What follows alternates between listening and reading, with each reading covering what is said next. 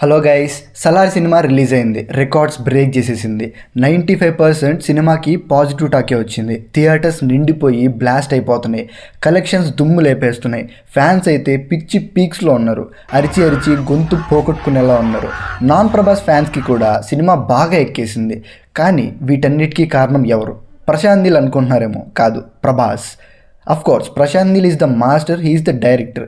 But just ఒక్కసారి imagine చేసుకోండి, దేవా క్యారెక్టర్లో ప్రభాస్ కాకుండా ఇంకెవరైనా యాక్ట్ చేస్తుంటే ఎలా ఉండేది? సీన్ రివర్స్ అయిపోయేది. ఆ ఫైట్స్ ప్రభాస్ కటౌట్కి తప్ప ఇంకెవ్వరు చేసినా కామెడీగా ఉంటుంది. సో వీటన్నిటికీ రీజన్ ప్రభాస్ అని చెప్తున్నా. సో మనం ఈ వీడియోలో అమ్మ మాట జవదాటని ఒక మంచి కొడుకు గురించి మాట్లాడుకుందాం. స్నేహితుడికి ఆపద వస్తే తన ప్రాణాన్ని సైతం లెక్క చేయని ఒక గొప్ప స్నేహితుడి గురించి మాట్లాడుకుందాం. ప్రతి ఆడదానిలో తన అమ్మని చూసుకొని ఆడదానికి ఆపద వస్తే ఎంతటి వాడినైనా ఎదిరించే ఒక గొప్ప మనిషి గురించి మాట్లాడుకుందాం. ఖాన్ సార్ కా సలార్ గురించి మాట్లాడుకుందాం. వరదరాజు మన్నార్ కా సలార్ గురించి మాట్లాడుకుందాం. సలార్ దేవరత రైసార్ గురించి మాట్లాడుకుందాం.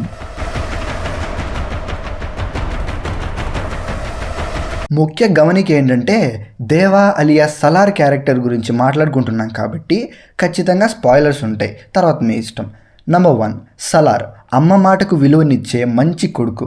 ఎందుకంటే సినిమా స్టార్టింగ్ పోర్షన్స్లో దేవా ఇంటికి లేట్గా వస్తాడు. అమ్మ ఒక చిన్న పిల్లాడికి చెప్పినట్టు ఇంటికి లేట్గా రావద్దని చెప్పాను కదా అంటుంది. అప్పుడు దేవా లేట్ అయ్యిందనో పని ఉండింది అనో ఎదురు చెప్పొచ్చు. కానీ ఇంకోసారి రానమ్మా అంటాడు. తర్వాత ఫస్ట్ ఫైట్కి ముందు దేవా అంత పవర్ఫుల్ మనిషి. అతను తలుచుకుంటే ఆద్యాన్ని లాక్కెళ్తున్న వాళ్ళందరినీ ఒక్క నిమిషానికి చంపేసి ఆద్యాన్ని కాపాడొచ్చు. కానీ ఎదురుగా అమ్మ ఉంది కాబట్టి, అమ్మ మాటకు విలువనిస్తాడు కాబట్టి ఎంత కోపం వస్తున్నా కూడా ఆద్యాన్ని కాపాడాల్సిన ముఖ్యమైన బాధ్యత తన మీద ఉన్నా కూడా అమ్మ అనుమతి ఇచ్చిన తర్వాత మాత్రమే ముందుకెళ్తాడు. వరద సైన్యం కోసం దేవా దగ్గరకు వచ్చి రమ్మని పిలిచినప్పుడు అమ్మకు చెప్పేసి వస్తా అంటాడు. చిన్నప్పుడు కూడా ఇలాంటిదే ఒక సిచ్యువేషన్లో వరద పిలిచినప్పుడు వస్తే మా నాన్న కాళ్ళు విరిచేస్తాడు అంటాడు. So Salaar is a man who respects his parents. Number 2, Salaar is extremely powerful. Prashanth Neel ప్రభాస్ని సలార్ క్యారెక్టర్లో ఎంత పవర్ఫుల్గా చూపించారంటే అతనే ఒక సైన్యం అని మనకు అనిపించేలా చూపించారు.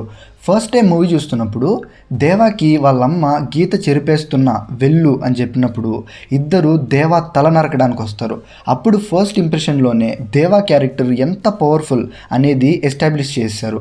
నార్మల్గా ఒక మనిషిని ఇంకో మనిషి కొడితే, అంటే మనం సినిమాల్లో చూస్తున్న ప్రకారం ఒక 10-20 మీటర్ల దూరంలో పడతారు. కానీ దీనమ్మ దేవా కోపం వచ్చి ఎదురుగా వస్తున్న ఇద్దరిని కొడితే ఒక్కోడు ఎక్కడో పోయి పడతారు భయ్య. ఒకడు వెళ్ళి పోల్కి పెడితే పోల్ ఇరిగిపోద్ది. ఇంకోటి వెళ్ళి టిప్పర్ టైర్కి పెడితే ఆ ఫోర్స్కి టైర్ కూడా టర్న్ అయిపోద్ది. ఫస్ట్ టైం ఆ ఫైట్ చూస్తున్నప్పుడు షాక్ అయిపోయాను నేను. మన కళ్ళ ముందు అద్భుతం జరిగినప్పుడు ఒక 5 సెకండ్స్ మైండ్ పనిచేయదు. ఆ స్టేట్లోకి వెళ్ళిపోయాను నేను. కొంతమంది ఏం చెప్తున్నారంటే, ఒక మనిషిని ఇంకో మనిషి కొడితే అంత దూరంలో ఎలా వెళ్ళి పడతారు, లాజిక్లెస్ సీన్స్, లాజిక్లెస్ ఫైట్స్ అంటున్నారు. ఒక్కటే మాట అండి, ఒక పక్క ఆర్మీ ఇంకో పక్క దేవా అన్నట్టుగా చూపిస్తారు మనకు మూవీలో. అంత పెద్ద పెద్ద ఆర్మీస్కి బదులుగా వరద దేవాన్ని తీసుకొచ్చుకుంటాడు. సో దేవాన్ని ఒక ఆర్మీతో పోలుస్తున్నప్పుడు అతను ఎంత పవర్ఫుల్గా ఉండాలి అదే చూపించారు డైరెక్టర్. సో ప్లీజ్ ఈ సినిమాని బోయపాటి సినిమాలతో పోల్చకండి ప్లీజ్.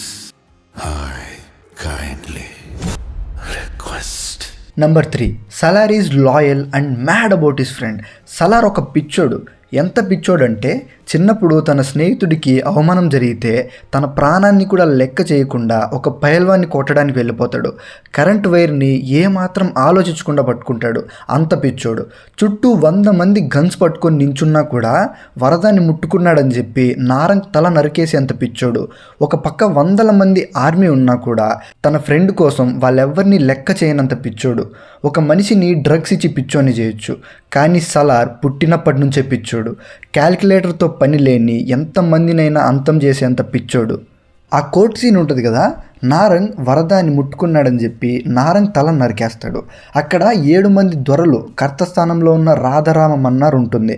వాళ్ళందరూ కాన్సర్ కుర్చీలో కూర్చోడానికి ఎవరినైనా చంపేసి ఆ స్థానాన్ని దక్కించుకోవడానికి రెడీగా ఉంటారు.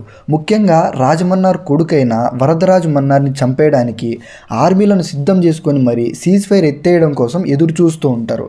అప్పుడు సలార్ తన ఫ్రెండ్ వరదాన్ని ముట్టుకుంటేనే చంపేస్తా అని వాళ్ళకు వార్నింగ్ ఇస్తాడు. రియల్లీ ఎక్సలెంట్ సీన్ అది. సలార్ క్యారెక్టర్ నాకు బాగా నచ్చేసింది. ఇన్ఫ్యాక్ట్ ఇంకా ఎక్కువగా ఆ క్యారెక్టర్ని ఎక్స్ప్లోర్ చేయాల్సింది అనిపించింది. బట్ ఇంకా పార్ట్ 2 ఉందిగా, శౌర్యాంగద పర్వంలో చూపిస్తారేమో, వెయిట్ చేద్దాం.